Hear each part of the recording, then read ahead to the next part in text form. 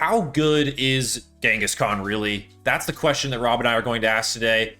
Hey everyone, welcome to Civ House. I'm Connor, we got Rob here as well. And today we specifically want to actually place Genghis Khan in our leader tier list that we did back in July. So I'll put a picture of that on screen so you all can kind of see the reference of what we're talking about. You also got some beautiful Genghis Khan gameplay on screen from my latest Let's Play. But today we're going to look at where he fits in this tier list. Now this tier list is about a month old, but no changes have really come to the game outside of the latest additions, Rob. So we have a pretty good sense of where the game is at right now. Obviously him being added, Assyria, Daviet changes some things, but at the end of the day, we've got to place him on a list. And I don't know about you, Rob, but Genghis has felt pretty strong so far. Yeah, look, I think he's extremely strong, honestly. And I think, I'm looking back at this tier list. I'm trying to figure out, like, in my head, I'm going by military leaders. Yeah. Right? I'm trying to decide, like, where does he stack up with a lot of these other military leaders? How can we kind of, I think, utilize him best? And when you look at this tier list, I kind of forgot how much the bell curve is really at the beginning. Yeah. A lot of good leaders.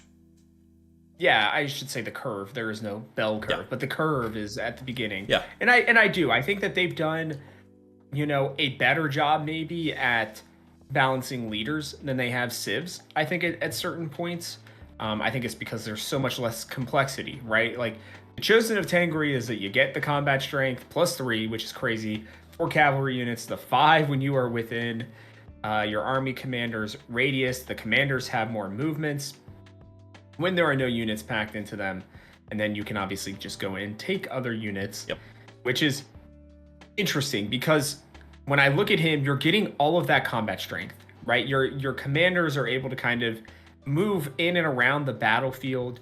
And like, it's almost like you can drop units off, go use your commanders to go take more units from a nearby independent city, and then just kind of go in and bring more reinforcements to war, right? And it's a really cool strategy. It's a very unique one, and it fits weirdly because I think there are so many civs with cavalry units, especially in the first 2 ages, that it makes Genghis Khan, I think, really, really strong. When I made my Genghis Khan, best civs video, I was surprised at how many I was like, oh, he could go pretty well with this, or even with some of these that are maybe not as good as some might think. So I'm interested to hear about you. You've played with him more than me. What has stood out to you? Like, what would you look at when making this tier list for him? Yeah, so I'm gonna prepare yourself, listeners, because I've got some potentially hot takes here. So a couple things. Number one, I think is a blanket statement. He's the best military leader in the game. All of a sudden, I don't think it's close. I think that there were some really good ones. I mean, you have Trung Trock has some really strong abilities. The Friedrichs are really good now. There's a lot of good military leaders. King of Kings is good, serviceable. Genghis Khan is on a different level for what he can do and what civs he can interact with. And in particular, if you're starting off with Assyria and then going into something like Mongolia in the exploration age, it is hard not to snowball. So I want to start this off. I'm just going to, we're a few minutes in. I'm just going to go ahead and say it. I have Genghis Khan at the top of S tier. I think Genghis Khan is the best leader in Civ right now. Takes over the place from Augustus.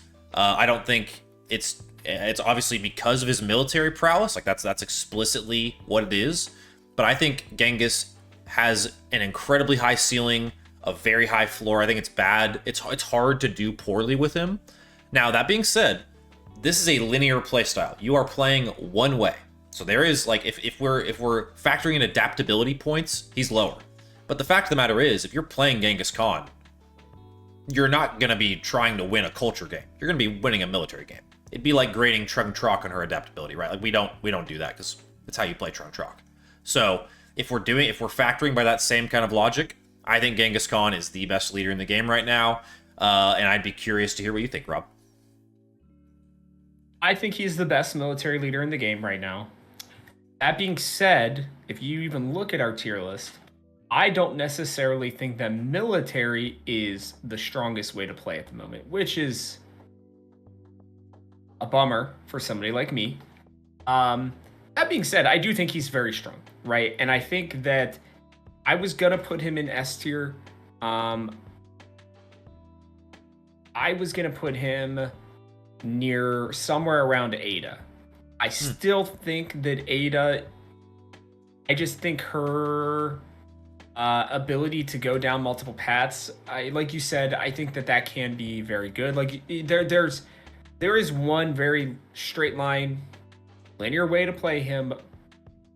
That being said, he's another one of those people that's like, if you break his back one time, recovery's really hard. And so I do believe that.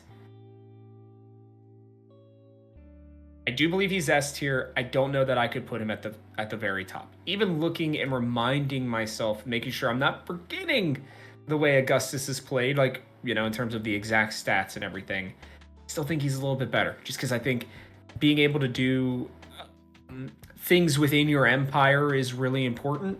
I'm still a military guy, but I think also it being on cavalry can make it a little less strong for me at times, especially with the nerf that they had. So yeah, I think S tier for me is fine. I think it's more just finding where we place him.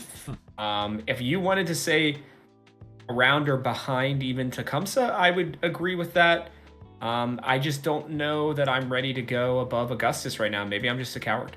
I don't think so. I mean, I think this is fair. I think both of us are it's game recognizing game. I think we get that he's really good. And I think we'll probably do a full refreshed leader tier list once we get the next leader, right? Once we have another one to add, I think we'll probably come back to this. There might be some more thoughts we've had. Whenever you add new leaders... There'll be at least 2 new updates at that point, too. Yeah, whenever you add new leaders in Civs, it inherently is going to change how we evaluate others. So, and that's kind of the thing for me with Genghis, is I think he changes at a pretty fundamental level how I evaluate other military Civs, because he just feels unbelievably strong. I mean, the commanders are crazy. That ability, even if you don't optimize it, if you only get 2 or 3 units, even if they're just like tier 1 warriors and you get them fast, that can still lead to you getting that can be the difference between you getting a town versus not on turn 20 or something, right? So there's just a ton of value with Genghis. Particulars of where we place him, I guess, can be left a mystery. But just know, if you're listening, this is a guy that Rob and I think is S tier. So if you're looking to get back into Civ and try something new, there are some discounts in the game right now.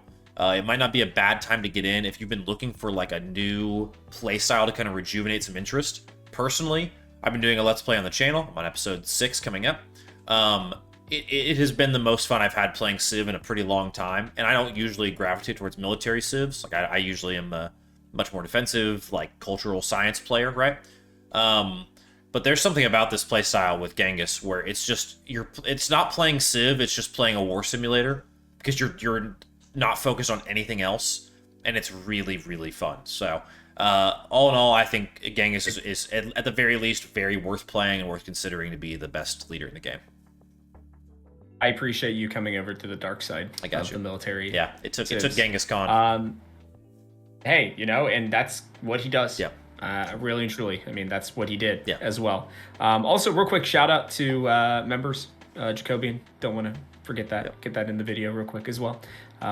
If you guys want to become members, do that.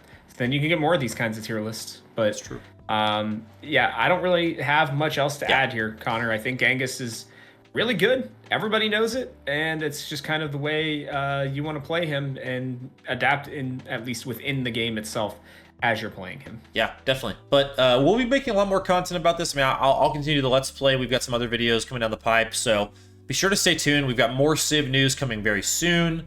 Always really appreciative of the support on the channel. We're right around 1,500 subs, which is pretty cool. It feels like just yesterday, Rob, we were celebrating hitting 1,000, so it's been really cool to watch this community grow. Very grateful for all of you. As always, like and subscribe if you like this content. And from our house to yours, we hope you'll join us for one more turn here at Civ House. We'll see y'all on the next one.